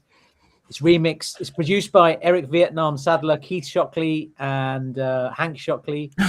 It's remixed by Keith Shockley and Gary G. Wiz from Heavy D and the Boys. It is, of course, the incredibly underrated. Please listen to this song more if you get a chance. Bell with DeVoe, Let Me Know Something. In your face. I love this song so much. I am just getting so hyped just thinking about this song. What a tune. But should it really be on the list? It is pretty much from the Poison album. It was just like, come on. But it's a remix, and it was only on the remix album. It absolutely should be on the album. Yeah, I'm going to defend it. Big tune. And I love it. Okay. Yeah. Go ahead, Steve. I kind of corrected when I said the Kid and Play track was the only like cover version on House Party 2. I've just realised there's another big track here from this that samples. It goes back to 1968. The Delphonics. They did a big soul track called "Ready or Not, Here I Come," which Teddy's renowned for taking 70s, 60s, 70s soul funk tracks and turn them into classics. And he's definitely did that with this Rex and Effects track, "Ready or Not," with old Big Bub singing on it. As you know, VJ, the remixes, the extended mix of this were just in say promo with them mixes. It's undefeated. Undefeated it is. But yeah, Rex and Effect, "Ready or Not" is at number 4 for me. Nice. Great track. Yeah. And I think there's a James Brown sample in it as well. I'm sure there's a JB's. There's that JB's track running. There's James Brown, Mind Power from 73, and James That's Brown, the one. Get Up That's that track from 76. Thought so. Yeah, but also remember it's like Frankenstein. Then it's like Frankenstein. It's a bit of this, bit of that, bit of this. Throw it all in, and that's what you get. And there's 2 more samples. There's also One Nation Under a Groove from 78, Funkadelic, and Bobby Bird Hot Bants, I'm Coming from 72. Oh, yeah. I'm coming, yeah. So there's a lot going on. It's Frankenstein's monster, that. He's taking, he's got him on the surgery table, old Frankenstein. He's putting all this stuff in to make him come back to life again. That's a good example. Yeah. Okay. Andrew. So it's not very often that for me a song, as I age, I like more and more and more. And in my opinion, this song is the most polished song on the original House Party soundtrack. And it is, spoiler alert, this is the final appearance of the original House Party on my list. So it is at number 4. What else can I say about this wonderful song? This song also appears on the album of the group who performed it, but I prefer this version. It's slightly different. I consider this the definitive edit. And that, of course, is Why Are You Getting Funky on Me by Today. I just think it is just a polished, bright song. And again, for sentimental reasons, it will always remind me of that. The last time, I can't believe it, the last time I was in London in 2008. It's just, I love that song. And it also is a memorable entry into the movie. So I don't know what else to say about it, except to say that I love it, and I love it even more now than I did back then. So. Nice. But you said you haven't been to London since 2008. Did we do something? Did we upset you or something? Are you coming back soon? I'm absolutely coming back soon. I'm thinking hopefully like 20. We'd love to have you. 2027 for sure. Like for sure. I'll be there. We'll be there. Not I. We. You guys know what I'm talking about. Yeah. Okay. Top 3. Here we go. Yeah, this song, there's just so much. When I listened to this song, I could feel the energy. I could feel the excitement. I felt that this was one of the, probably if this was on his album, I probably would have said it would have made my top 3 on his album as well. And this is he was just having so much fun on this, and it's Ralph's Yo Baby. Nice. It is, yeah. I mean, the way he sang, the way he, I love the chorus. I love when he asks the question and they're answering back. And I said, man, this would have been a cool New Edition track, having them back in there. And he just felt comfortable. He just felt confident. He just felt like, this was Ralph, almost like having his mojo back and stuff. And I think when we were doing the Ralph album, I did wonder if this was on his Sensitivity album, would it make your top 3? Or I mean, for you guys, I mean, I think so. Yeah, I think it was one of his best up tempos for sure, in my opinion. Yeah, 1000%. Yeah, vocally and everything. So, I just love the track, and it beats out a lot of tracks. But yeah, Yo Baby Yo, Ralph Tresvant at number 3. Great choice. That's an interesting question. You said if that was on the 1990 album with Ralph Tresvant. I don't know, because there's so many good songs on that album as well. So I don't know. I don't know if it would make my top 3. But I love this song, so I'm not knocking the song for one moment. But I don't know. DJ, no baby, no.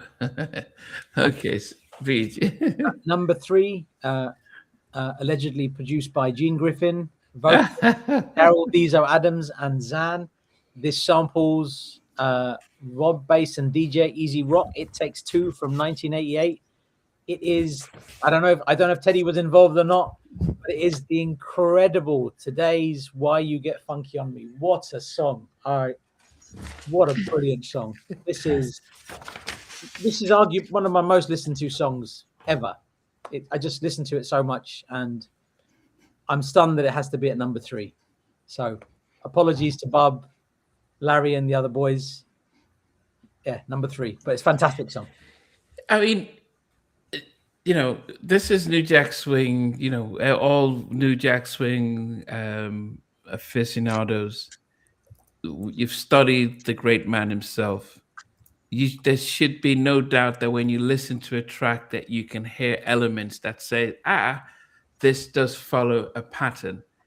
If we heard a Babyface track now, he doesn't have to be on it, but if we heard an LA Babyface track, you would know it's LA Babyface. There's some certain patterns. You could, even when Babyface was on his own, he sounded very different than LA Babyface, but you would know that's an LA Babyface. It's only Jimmy and Terry that a little bit hard to pick out because they're very wide in their stuff. But most of the time, as with Teddy, when he had John Marie or when he had DeVoe, you could tell when his hand was on there.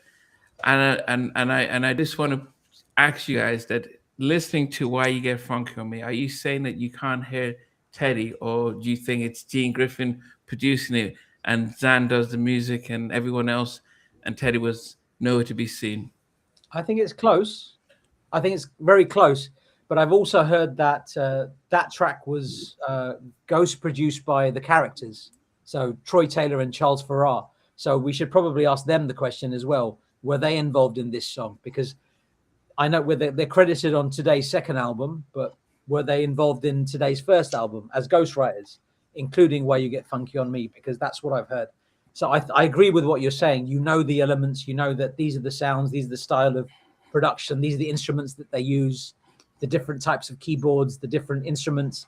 However, I think it's close, but it's just a little bit off kilter for me. But I could be completely wrong. I don't know.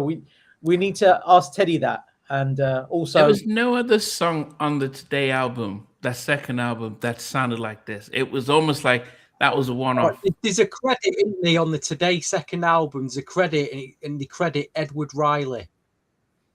Yeah. Not on that track, but on the actual credit. And I think it's to do with that track. But it's a question in a few weeks when you get that interview with Teddy for his book. Andy, man, you need to write answer to that one. Yes. Okay. Yes, I'll reach out to him. Okay. Green Different was doing the background vocals too. That's what DJ Holiday said. Yeah. And VJ, the fact that you've put that at number 3, there's only 2 records. There's only 2 records that can be in front of it for you. And I think I know what they are, and I'd be stunned if they're not, because I'm thinking, why have you put that at number 3? But then I'm thinking, this is probably where I can see where he's going here. Because that is, I think you might have a little bit. You could be right. I think I know what they are. There's only 2 records. So what about you, Stevie? So What's number 3? My number 3, and I'm stunned. Andrew put this at number 6. I'm still absolutely stunned. But I think that Ralph Tresvant track is an absolute banger, absolute banging track. If it wasn't for both these house party soundtracks, I've got 2 of the greatest New Jack Swing records of all time. If those 2 were on it, this Ralph Tresvant could have been number 1 for me. That's how much I rate this Ralph Tresvant. Just the drums, the extended mix of the 12. What that track is just, it's better than the Tony's track that they put on this album as well, which again is very funky, but it's not as good as this. Nowhere near. I didn't even put the Tony's Tony's on track. Yeah, I didn't, but I do like it. But it's an absolute banger. This absolute banger. So it's number 3 for me. Nice. Could have been number 1. Yo, baby, yo. If we're in, these 2 big New Jack classics coming up. Now that you've said your number 3 and it's Ralph Tresvant, Yo Baby Yo, I feel bad because all 3 of you have included it in your top 10. It made 11 on mine.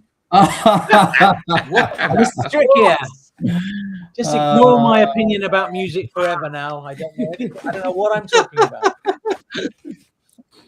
I left out some stuff. Dig out 12. Dig out your 12 and play extended and play the dub mix as well. It'll just blow your mind. It will blow your mind, DJ. When you up to T, your alphabet 12 and T, you pull that Ralph out. Give it a play on your deck. I think I've got the CD single for that as well. I'm pretty sure I do. Yeah, you probably got that as well somewhere. Brilliant. Surfer 76, yes. Half Party 2, how my high school days, one of my favorites, yes. Glad you're watching. All right, Andrew, what's number 3 for you? Better do justice to this one. All I'm asking is for just one message. I don't mind if I have to wait for you. What's on your mind? Tell me what is on your mind. What's on your mind? I said, what's on your mind? Tell me what is on your mind. What's on your mind? You think you're hot, girly? You walk around with your nose in the air. Friends try to talk to you. You treat them like you just don't care. It's all a front to me, you see, because I know how you're living day to day. So let's sit and talk about it. You deserve a break today. Let me know something by BBE. Let me know something. Let me know something. What's on your mind? At number 3 by Ricky Bell, Michael Bivins, and Ronald Boyd DeVoe. And yes, I'm a New Edition fan in case you didn't know. And Mac was correct. There was another any track floated out there, and it is at number 3. Boom. And the plane has Fantastic. Yeah. I mean, this is when they were at their pump. Yeah. I mean, definitely a funky track. Yeah. I do wonder if but as I said, Yo Baby Yo, just on a different level. Okay, number 2 for me. I think, today Why You Get Funky on Me is definitely one of the funkiest tracks on this album, and and it was good that it was a lead single for Today. They did do a remix on their new Formula album, but it was it's just an enduring track. I do wonder if Bob had sang what was that Zan track? I do wonder if the way Bob delivers and the way Teddy can get a tune out to Bob, and You know, it's always shameful when you see Gene Griffin written down as a producer, and in previous times he'll put Teddy as a mix engineer or playing instruments, and he'll take the producer credit. This time he did something else, because you've noticed on the first album, 3 songs that seem to have Teddy all over it, he's not featured at all. And why is he featured on 2 tracks on the second album, and there's no Gene Griffin on any of the tracks? So it speaks something like they knew who did what, and they brought the person back.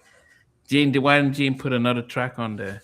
So, but Why You Get Funky on Me by Today, produced by Teddy Riley, is at number 2 for me. Yeah, Veej, what about you? Very nice. And recorded by DeVoe. Yeah, DeVoe is the master. Like, to have Dave on any track. But at that time, DeVoe was just peak. Everything he touched was gold.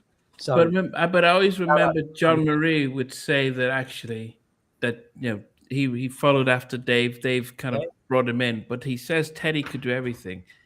Yeah, and that's it. I remember seeing an interview with Terry Lewis from Jimmy and Terry, and he says that one of the things that Teddy had above most was he was very technical, the technical stuff on computers and the sound.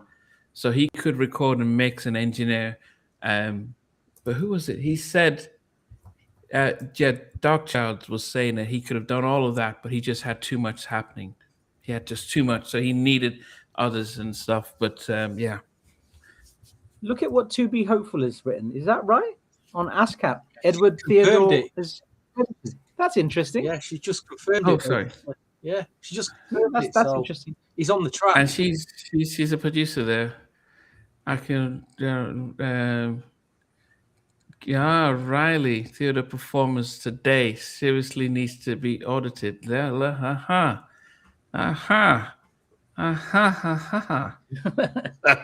that?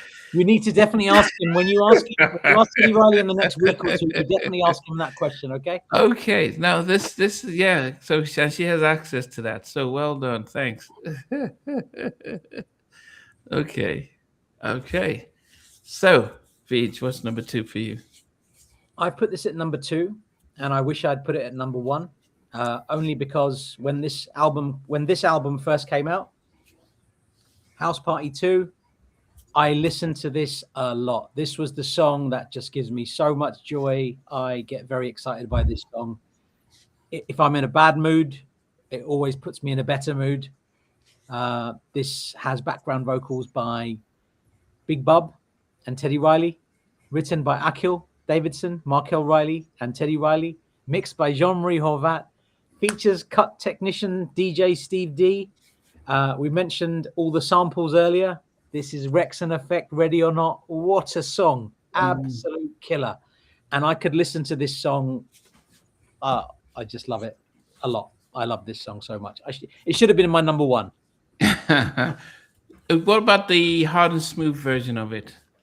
I like it. It's great to have an alternate version of it. But this version is this is the New Jack Swing version versus the more hip hop rap version of it. So that's how I compare the 2. And the only lyrical change in it, and I always found this interesting, was in this one it says eject whatever's in your tape deck for the Rex, and in the other one it was, what did it say? It said something else. They changed the lyrics a little bit. I can't remember what it was now.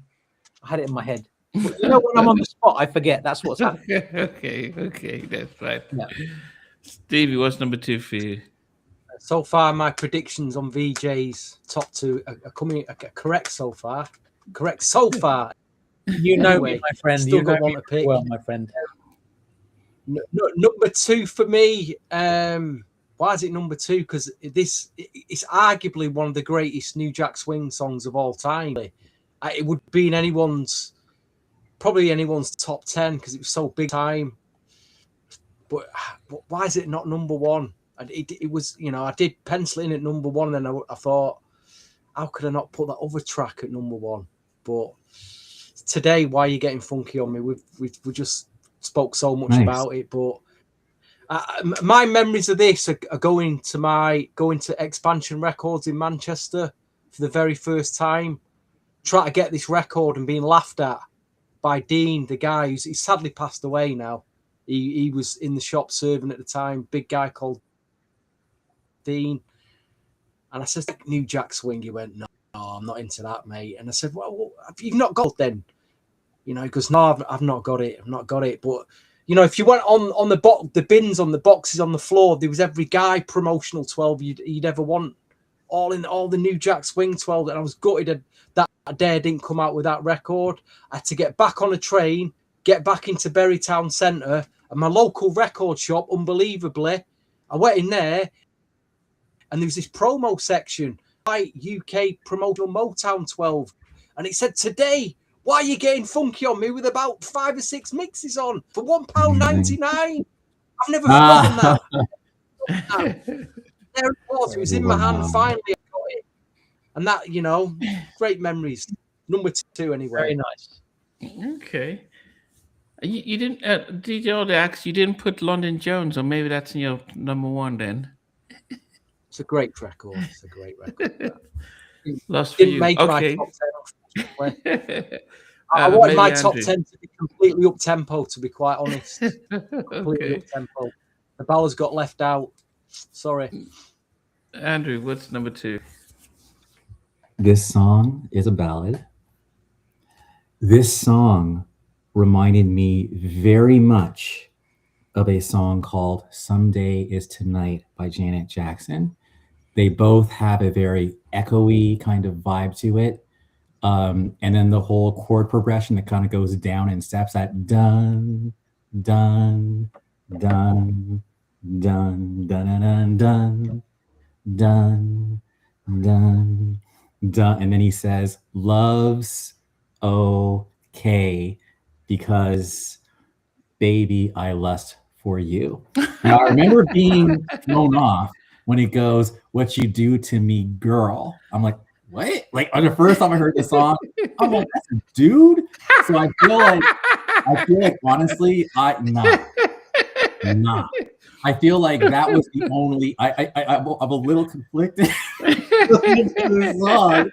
But I'm like, this is a dude, man. It sounds like a chick. Sorry, man. No disrespect to London Jones. But yeah, had a woman sang that song, I think it would have been a much bigger hit. It was like finally some Rhythm Nation like vibes on this soundtrack. Absolutely number 2. Totally underrated.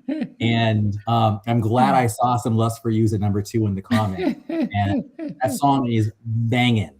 So, but I just kind of in my head canon, it's just like At the Girl. And that's it.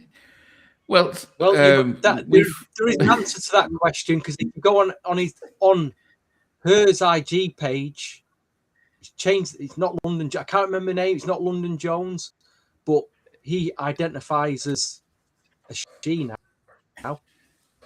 Oh, word. Completely changed. That's crazy how like I picked up on that way back when. Yeah. To be fair, remember when we did that podcast, Andy? Yeah. Remember we did that podcast? Miss J picked up that it didn't sound. Yeah. And Mac, I'm so sorry. No, he got like 1, 2, 3, 4. He got like 5 new edition shot glasses. Check this out though. No, I mean, Candlelighting You was painful. That should have been in my top 10, and it wasn't. And I knew that was the one you're going to be mad about. But anyway, yeah, it was one or the other. And the Candlelighting You absolutely should have been in here, but it wasn't. I had to keep it true to myself. It's funny that it feels as if so far we still have our final one. That I was the only one that actually added it onto the list, even though I put it at 8. But anyway, let's go to. Well, I'm gonna. So before I get to my number 1, I want to go. Hold on, you had London Jones at number 8. No. Candlelight and You.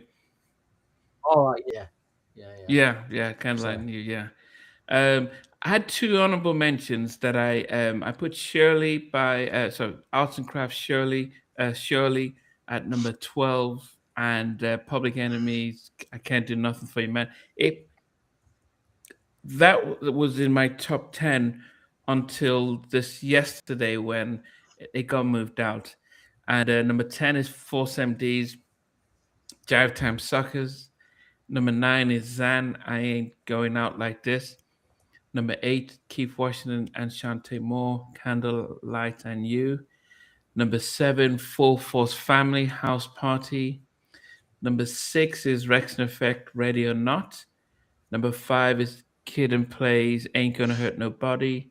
Number 4, Arts and Crafts, What a Feeling.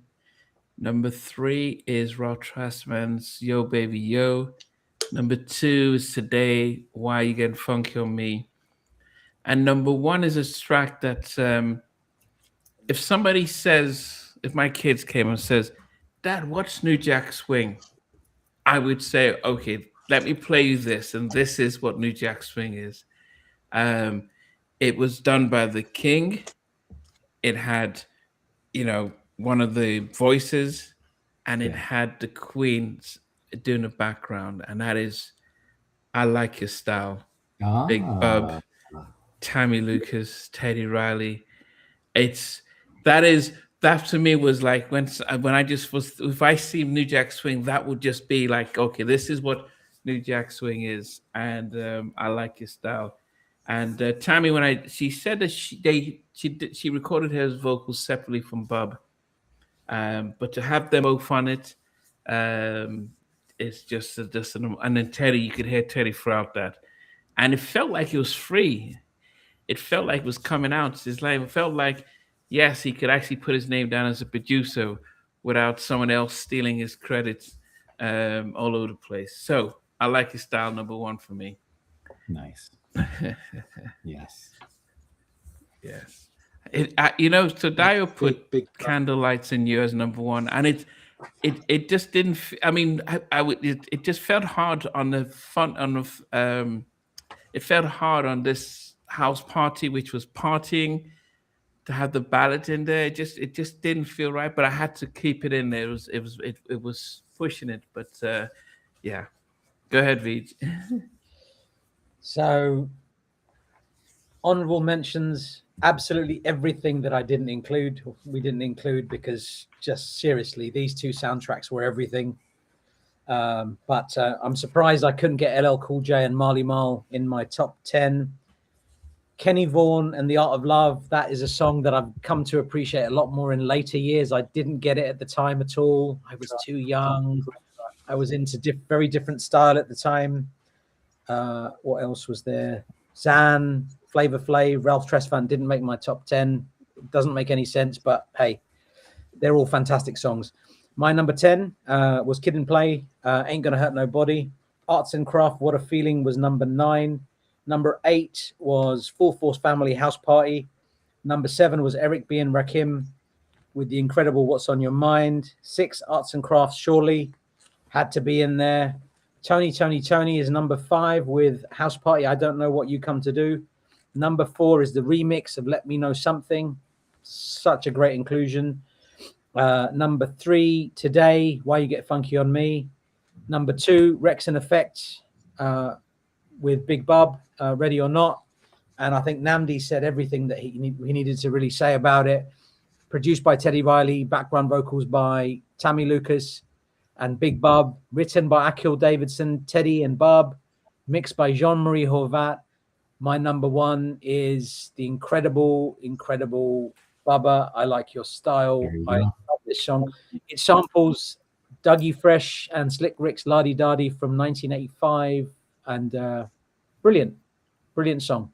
And we've done quite a few lists on NJS Forever historically.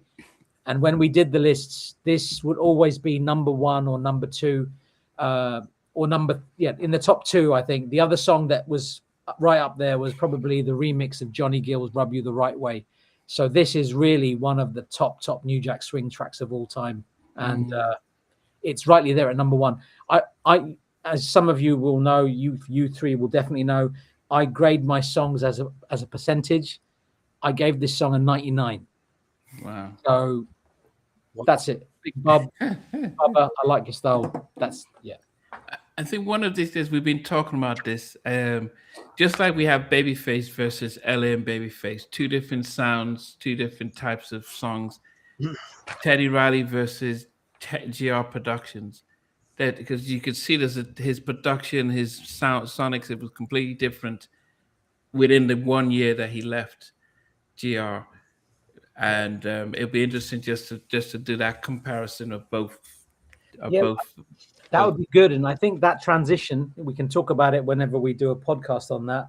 But I think that transition started with Guy the Future. There was a change. That was the change. November 1990 was the catalyst. So there was the sound before that. Because if you listen to some of the stuff that Teddy did in 1990, other than Guy the Future, it sounds completely different. So that change was massive. It was huge.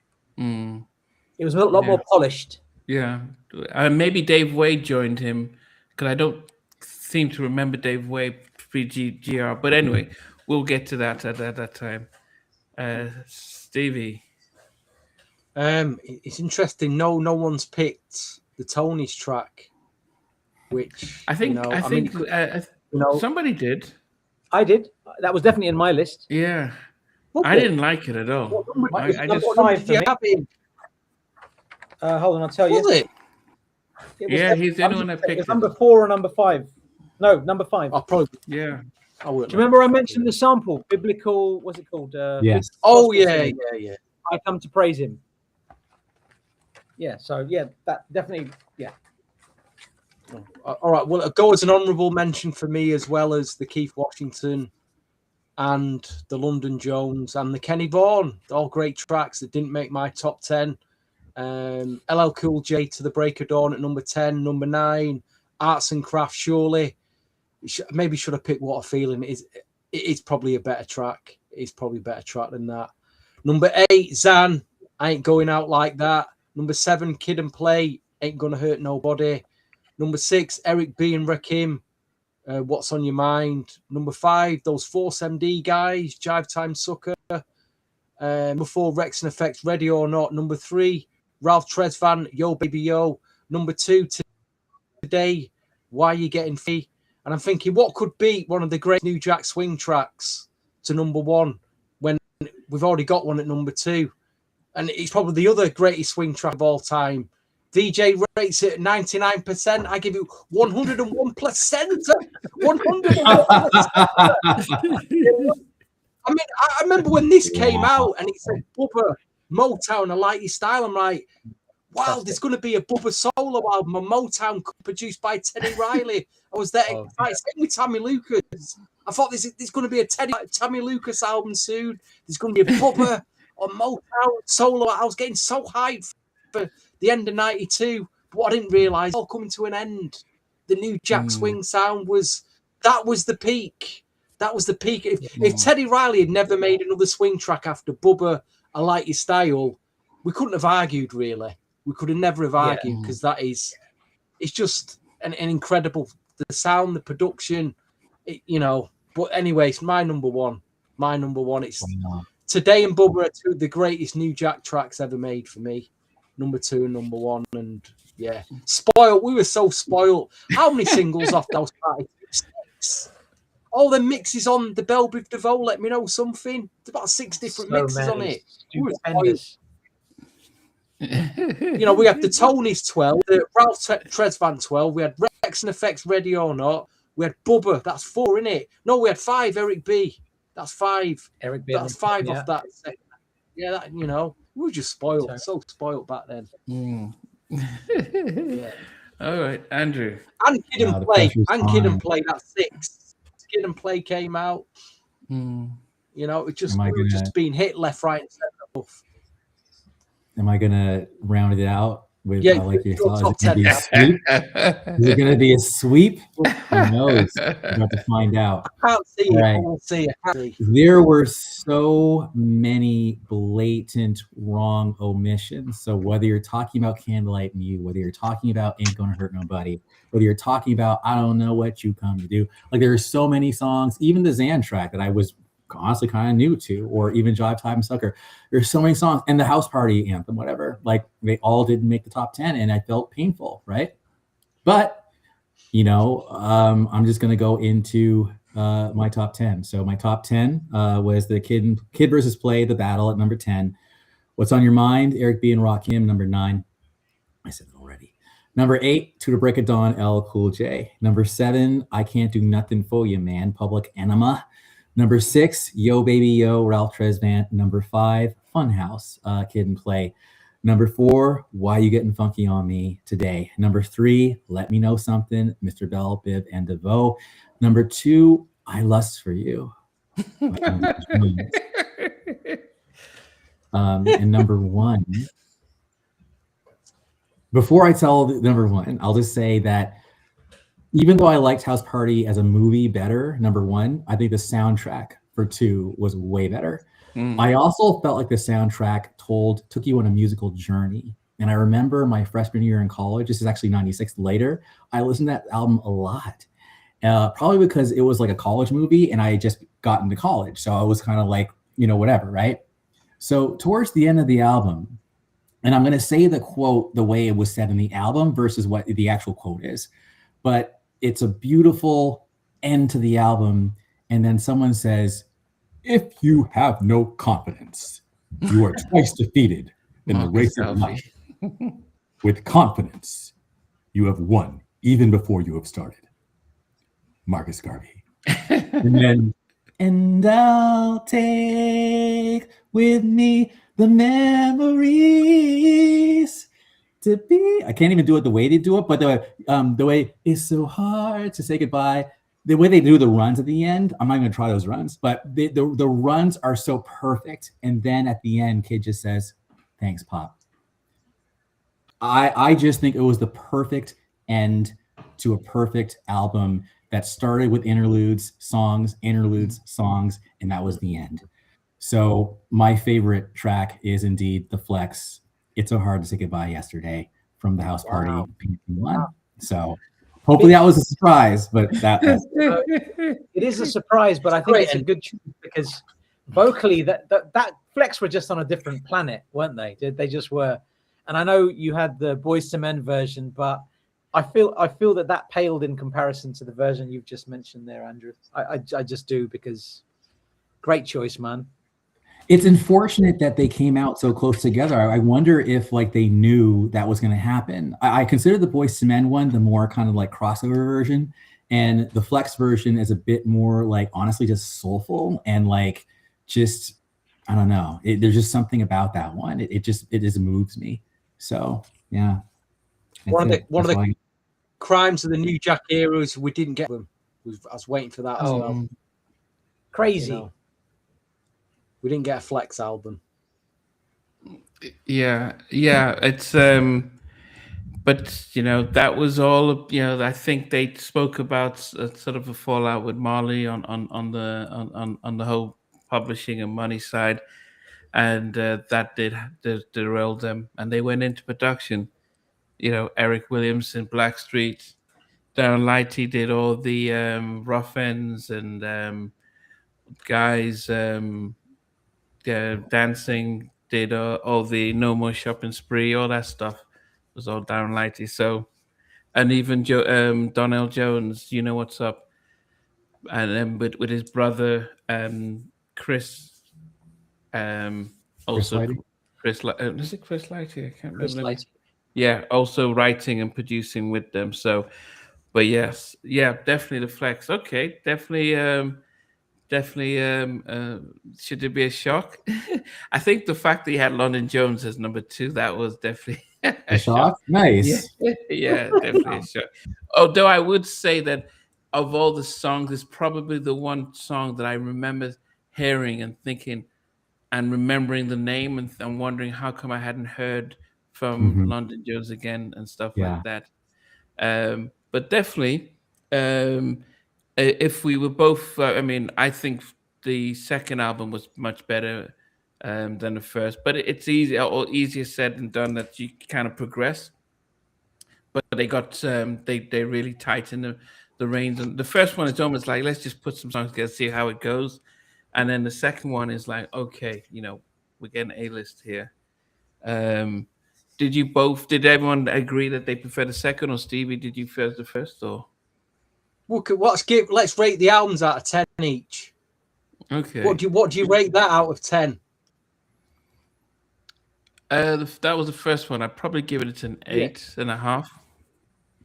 because it was What it was the one what are I you set saying, up. BJ? What are you saying? Same. I was going to say 8.5, 8.5. 7. What, Andrew? I said 7, and that's me being nice. No, I'll give a cover. The actual cover, I'll give it 10. I think it's a great cover, Yeah. iconic cover. Fantastic. Yeah, fantastic. I think I'd agree with Andrew. I think it's a 7. It is. It's a 7 out of 10. But I think the covers. I love that cover. Love it. It's iconic. That cover is iconic. I would hang that in my second? Yeah, What the second album.